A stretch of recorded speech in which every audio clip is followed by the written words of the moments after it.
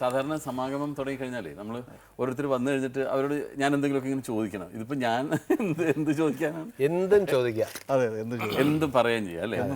എന്ത് ചോദിച്ചാലും ഉത്തരവില്ല. ഇവിടെ ഒരു ചോദ്യത്തിൻ്റെ ഉത്തരത്തിൻ്റെ ഒന്നും കാര്യമില്ല. ഞാൻ ഈ നമ്മൾ ഈ പടത്തിൻ്റെ പ്രൊമോഷനൊക്കെ പോയ സമയത്തെല്ലാം പറഞ്ഞിട്ടുണ്ട്, നമ്മൾ ലൊക്കേഷനിൽ പറഞ്ഞ തമാശകളുടെ ഒന്നും ഒരു 10-1 പോലും സിനിമയിൽ ഇല്ല എന്നാണ് നമ്മൾ പറയുക അല്ലേ?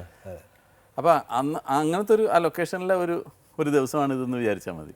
നമ്മൾ ഈ റിലീസിന് ശേഷം അതിന്റെ വിജയത്തിന് ശേഷം ഗംഭീരമായ വിജയത്തിന് ശേഷമുള്ള സമാഗമം, അതെ, അത് സംഗീതാത്മകമായിക്കോട്ടെ, അതിന് ഏതെല്ലാം രീതിയിൽ നമ്മുടെ ചർച്ചയാവാം.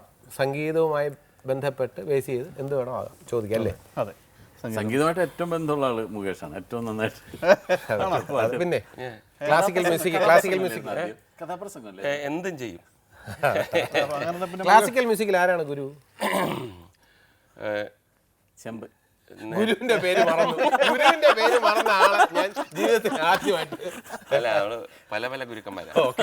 അപ്പൊ ആര് വിചാരിച്ചിട്ട് രക്ഷപ്പെട്ടില്ല, പിന്മാറി. അല്ല, ഇതിലിപ്പോ നമ്മൾ ഏറ്റവും നന്നായിട്ട് പാടുന്ന ആള് അശോകനാണല്ലേ? അല്ല, അത് പാടുന്നത് പറയാൻ നമ്മളെല്ലാവരും പാടും. നമുക്ക് ആദ്യം ഒരു കാര്യം ചെയ്യാം, നമ്മുടെ ഒരു പാട്ട് വെച്ച് തന്നെ അങ്ങ് തുടങ്ങാം. പിന്നെന്താ അല്ലേ? പാട്ട് വെച്ച് തുടങ്ങാം. അതിനു മുമ്പ് ഏത് പാട്ടിനെ കുറിച്ചാണെന്നുള്ള ഒരു ചെറിയൊരു ഡിസ്കഷൻ ആൾക്കാർക്ക് രസമായിരിക്കും. പാട്ട് പാടിയിട്ട് ഡിസ്കസ് ചെയ്യുന്നതിനെക്കാളും. അപ്പൊ ഏത് പാട്ടാണ് സിദ്ദിഖ് ഉദ്ദേശിക്കുന്നത്? സിദ്ദിഖാണല്ലോ ഇവിടെ ഇപ്പൊ അവതാരകനല്ല, സുഹൃത്താണ്. എന്നാൽ പോലും അവതാരകൻ റോൾ മറക്കണ്ട. ഈ ഏത് പാട്ടാണ്? ഉന്നം മറന്ന് തന്നെ നമ്മുടെ പടത്തില് ഉന്നം മറന്നെന്ന് പറയുമ്പോൾ ഇൻ ഹരിഹർ നഗറിലെ ഉന്നം മറന്നുണ്ട്, ടു ഹരിഹർ നഗറിലെ ഉന്നം മറന്നുണ്ട്. ആദ്യം നമ്മുടെ ഏതായാലും ഇൻ ഹരിഹർ നഗറിലെ ശരി.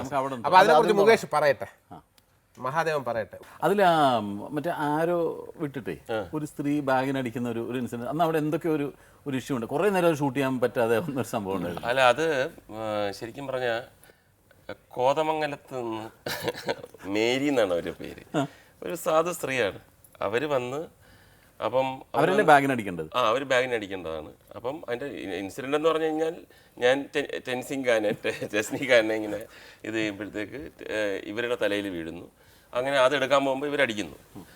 അപ്പോൾ അവർ ആ ഒരു സാധു സ്ത്രീയാണ്, നാടകത്തിലേക്ക് അഭിനയിക്കുന്നുണ്ടെന്ന് പറഞ്ഞ് അവിടെ വന്നിരുന്ന് അപ്പോൾ എപ്പോഴും ജഗദീഷ് അങ്ങോട്ട് പോകുമ്പോഴും ഇങ്ങോട്ട് പോകുമ്പോഴും ഒക്കെ ഇവരെ കാണുമ്പോൾ അങ്ങനെ കോതമംഗലത്ത് നിന്നും മേരി വന്നു കോറസായിട്ട് പാട്ട് പാടും.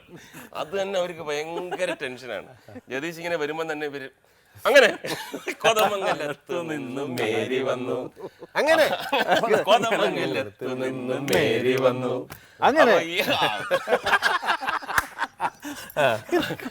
അപ്പൊ ഈ ബാക്കിയുള്ള ഭാഗങ്ങളെല്ലാം എടുത്ത് വന്ന് ലാസ്റ്റ് വന്നപ്പോഴാണ് ഈ ബാഗിൽ അടിക്കേണ്ടത്.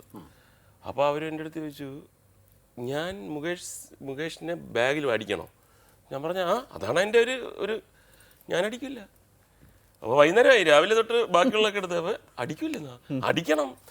അതെന്താ സാറിനെ പോലെ ഒരാളിനെ നമ്മൾ ബാഗ് വെച്ച് അടിക്കുക എന്ന് പറഞ്ഞു കഴിഞ്ഞാൽ അത് സമ്മതിക്കത്തില്ല. അപ്പം നമ്മൾ ഇതെല്ലാം ആദ്യം മുതൽ എടുക്കണ്ടേ, വേറെ ആളിനെ വെച്ച് അത് വേണമെങ്കിൽ എടുത്തോ, പക്ഷേ സാറിനെ ബാഗ് വെച്ച് അടിക്കുന്ന കാര്യം അത് തെറ്റാണ്. നിങ്ങൾ ഇനിയെങ്കിലും മനസ്സിലാക്ക്, ഒരാണിനെ അങ്ങനെ നമ്മളൊരു സ്ത്രീ ബാഗ് വെച്ച് അടിക്കാൻ പാടില്ല. നമ്മൾ കഥാപരമായിട്ട് ബാഗ് വെച്ച് അടിച്ചാലാണ് കോമഡി. അയ്യോ അത് നിങ്ങൾക്ക് അറിഞ്ഞൂടാത്തതുകൊണ്ടാണ്. ഒരു വിധത്തിൽ സമ്മതിക്കില്ല. അവസാനം സിദ്ദിഖ് ലാലും എല്ലാവരും കൂടെ പറഞ്ഞവരെ ബോധ്യപ്പെടുത്തിയിട്ട് അങ്ങനെ അടിച്ചാൽ പറ്റത്തില്ല. അങ്ങനെ നിർബന്ധിച്ച് അടിച്ചിട്ടാണ് കോതമംഗലത്ത് നിന്നും മേരി പോയി.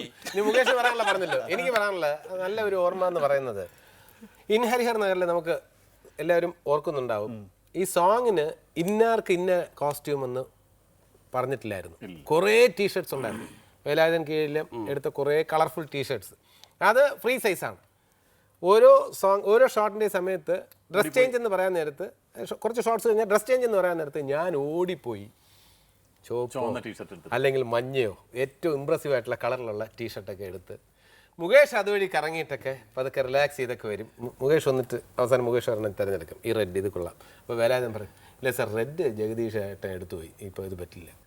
ഇങ്ങനെ 2-3 ഷോട്ട് കഴിഞ്ഞപ്പോൾ മുകേഷ് എൻ്റെ അടുത്ത് വന്ന് പറഞ്ഞു, ഡേ ഈ ഷർട്ട് ഇട്ട ഗംഭീര അഭിനയാവെന്ന് വിചാരിക്കരുത് കേട്ടോ. അല്ല, അങ്ങനെ കോസ്റ്റ്യൂമിലൊന്നും ഒരു കാര്യമില്ല എന്ന് തെളിഞ്ഞത് അത് വേറൊരു സിനിമയില് ഇത് പ്രൊഡ്യൂസറും ജഗദീഷ് ചേട്ടൻ അരമ മണി സാറും ജ്യോതിഷായിട്ട് ബെസ്റ്റ് ഫ്രണ്ട്സ്. എങ്ങനെയായെന്ന് അറിഞ്ഞൂടാ, അവിടെ വന്നിട്ട് ഭയങ്കര ബെസ്റ്റ് ഫ്രണ്ട്സ്. അപ്പം മണി സാർ പറഞ്ഞ ആ ജ്യോതിഷിന് നല്ല ഡ്രസ്സൊക്കെ കൊടുക്കണം. അങ്ങനെ ഇവൻ 3-4 പേരുണ്ട്. ജ്യോതിഷിന് മാത്രം ഭയങ്കര ഗിൽറ്റ്.